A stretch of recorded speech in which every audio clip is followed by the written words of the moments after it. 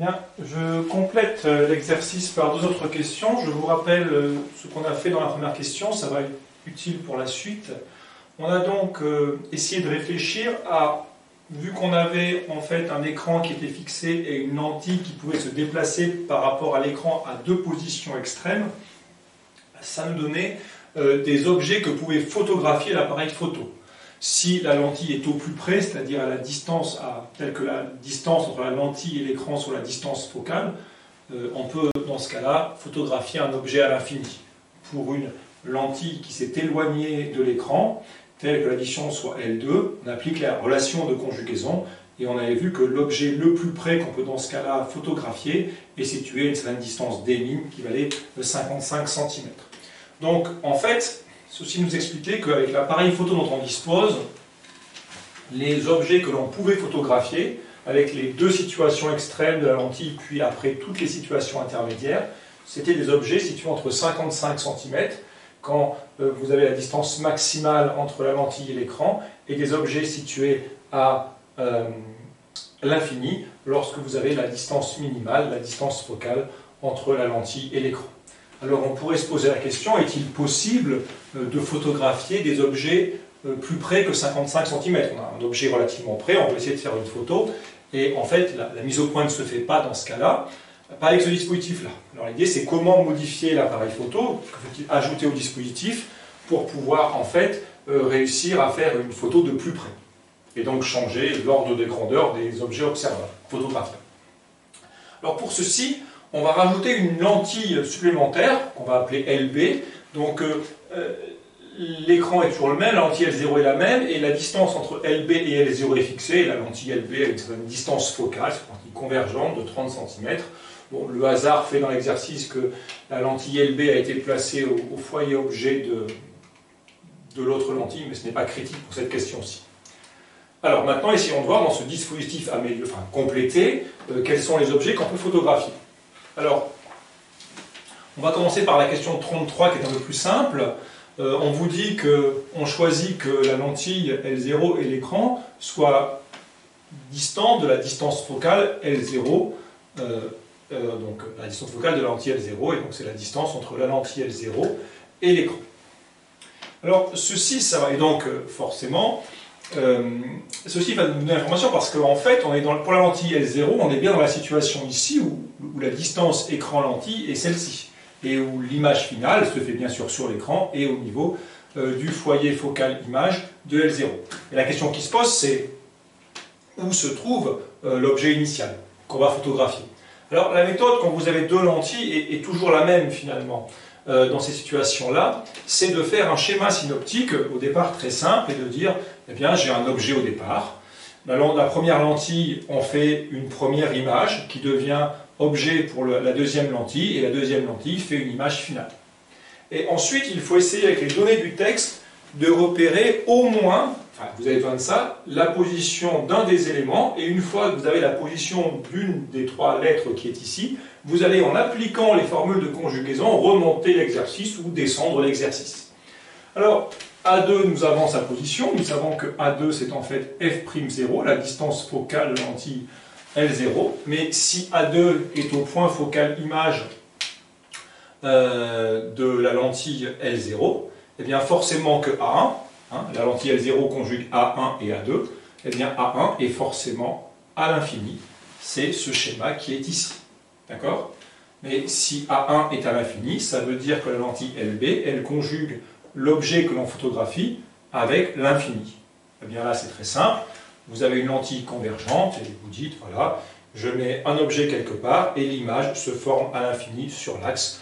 Donc nécessairement, ce point-là A, c'est forcément F0. Après, la relation de conjugaison appliquée à la lentille LB, ou par définition, pardon, à F0, excusez-moi, c'est forcément F2, la distance focale de la lentille LB. Et donc forcément, A se situe ici. Donc en fait, on reprend maintenant tout le raisonnement. On prend un objet A au niveau du foyer objet de la lentille LB. LB, on fera une image à l'infini. On peut faire comme ceci. Vous prenez cette chose-là. Et forcément, quand vous aurez des pointillés comme ça, d'accord, d'où semblerait venir A infini, et vu que A1 est à l'infini, eh bien L0 va forcément en faire une image au niveau de 100 foyers image.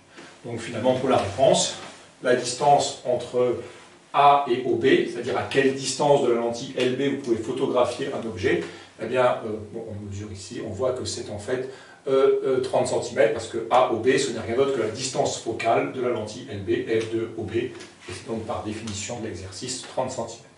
Alors je fais maintenant la deuxième question, mais qui va être faite sur le même modèle, c'est un peu plus compliqué, mais c'est la même méthode.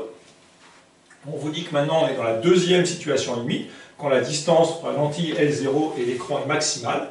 Alors si vous avez ceci, eh bien on est dans le deuxième cas de figure. Donc là vous avez votre deuxième cas de figure qu'on a fait précédemment en réserve, et on sait que si l'image finale se forme en A2, eh bien l'objet initial est en A1, tel que A1, la distance de O à A1 vaut d' égale 55 cm.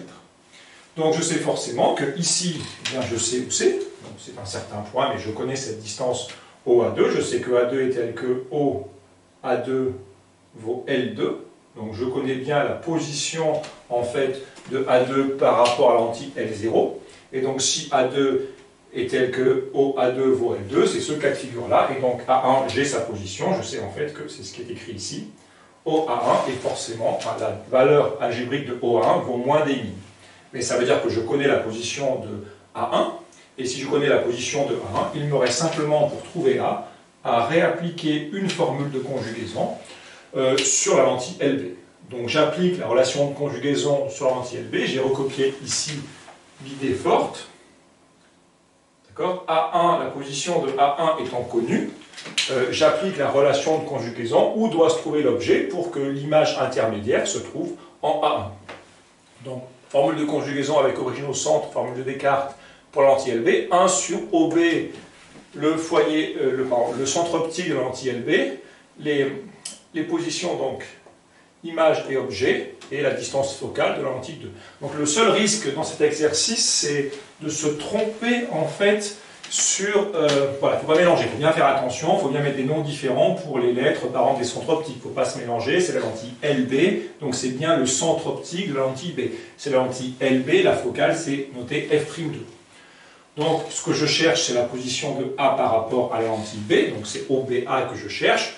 Bon, je suis passé OBA de l'autre côté, je suis passé F'2 de l'autre côté, je mets au même dénominateur, je renverse la fraction, et j'obtiens finalement ce résultat qui est ici. Dernier petit écueil à éviter.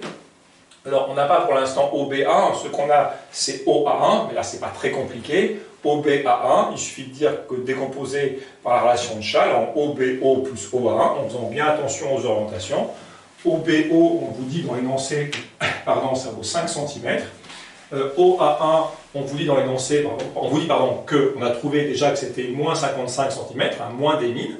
Et donc après, là, vous avez la valeur de OB1, vous avez la valeur de F'2 qui vaut 30 cm, vous reportez, vous faites bien attention aux signes, et tout calcul fait, vous pouvez trouver la valeur absolue,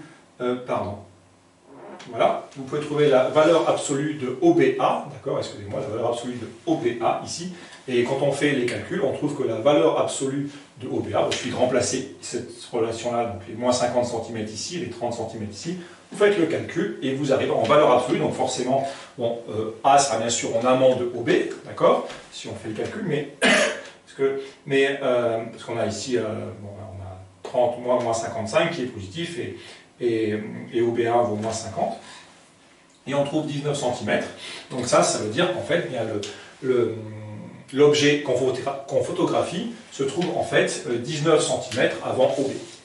Et donc finalement, vous voyez que les distances, alors c'est un petit peu décalé parce que maintenant les distances ne sont plus calculées par rapport à L0, elles sont calculées par rapport à LB, mais il n'y a que 5 cm d'écart entre L0 et LB, donc c'est une distance qu'on va appeler un D', au sens où c'est pas exactement le même, mais on voit que maintenant, à 5 cm près de décalage si vous voulez, vous pouvez mesurer les objets situés entre 19 cm et 30 cm. Et vous voyez que vous avez changé la gamme des valeurs, même en décalant de 5 cm, vous voyez que vous pouvez maintenant photographier des objets plus près que dans le premier cas de figure. Alors, ce qu'on doit retenir de l'exercice, c'est vraiment faire des schémas et faire cette idée de schéma synoptique, l'objet, l'image intermédiaire qui devient l'objet pour le second, l'image finale, et on essaie d'identifier des informations sur le donné, soit connues, soit grâce aux questions précédentes, pour ensuite pouvoir remonter le calcul. Voilà. Mais peut-être plutôt partir sur les relations de conjugaison que directement en tracé. C'est possible, c'est toujours un petit peu technique. Donc voilà pour l'idée de ces deux questions. Je vous remercie.